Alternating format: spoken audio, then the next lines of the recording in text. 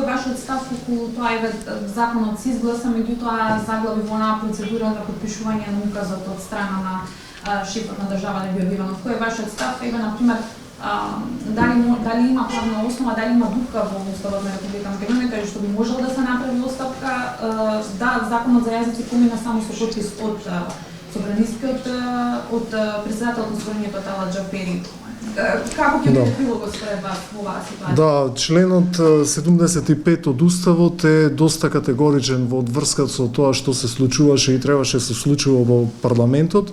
Пишува собранието откако претседателот на државата нема да потпише некој закон, се враќа во собраниска процедура и цитирам, собранието повторно го разгледува законот и доколку го усвои со мнозинство гласови, претседателот на републиката е должен да го потпише. Она што ние го видовме во собранието е дека не беше отворена дискусија за законот и автоматски тоа значи дека е прекршен Уставот на Република Македонија, тоа е членот 75. Она што ние сме го осудуваме е прекршувањето на демократските и уставни правила од страна на новата влада и леснотијата со која тоа тие го прават. И ги подсетуваме СДСМ дека се боревме против режимот за враќање на демократијата. Она што сега гледаме е дека и нив, како и на ВМРО ДПМН е претходно, законските и уставните норми им се празно слово на хартија во нивната желба да владеат и да окрадат овој народ без разлика на етничката припадност. Меѓутоа Иванов рече дека нема да го потпише. Од друга страна, експертите велат дека тој е должен да го потпише. Што доколку тој не го потпише? Како законот, значи не може ниту да се оспори пред Уставен суд, нема да стапи на сила? Кои се тие можности? Она што е направено со прекршувањето на Уставот на Република Македонија од страна на парламентарното мнозинство е отварање на дупка во толкувањата на Уставот на Република Македонија што понатаму следи. Значи, јасно стои во Уставот, во овој член, дека по разгледувањето на вратениот закон и гласањето во собранието, ако со мнозинство гласови се усвои тој закон, претседателот е должен да го потпише тој закон. Но што правиме кога не е испочитуван делот од Уставот кој се однесува на однесувањето на собранието? Значи, тука се отвора непотребно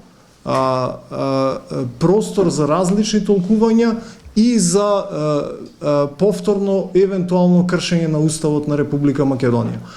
Ова е работа која парламентарното мнозинство не смееше да го дозволи, значи да си го толкува Уставот како им одговара и после да предизвикува понатамошно девалвирање на Уставот и уставниот поредок на Република Македонија. Ваш коментар во врска со протестите што се прават во домовите на пратениците кои што гласале за законот за употреба за јазици? Сегашни.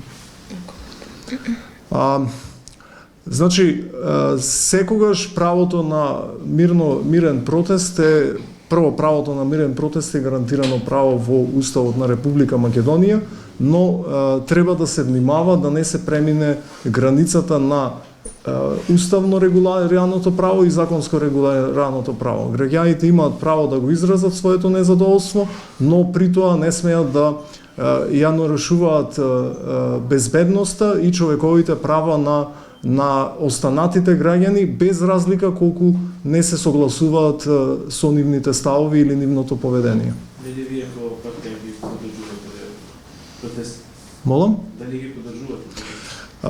Левица е крајно загрижена од зголемениот јаз помеѓу македонците и албанците во Република Македонија, ако е свесен резултат на погрешно спроведувањето на владините мерки во врска со унапредувањето на правото на користење на албанскиот јазик. Значи, ние поддржуваме социјален бунт против недемократската и ненародна власт која го осиромашува обичниот народ, бил тој македонец или албанец.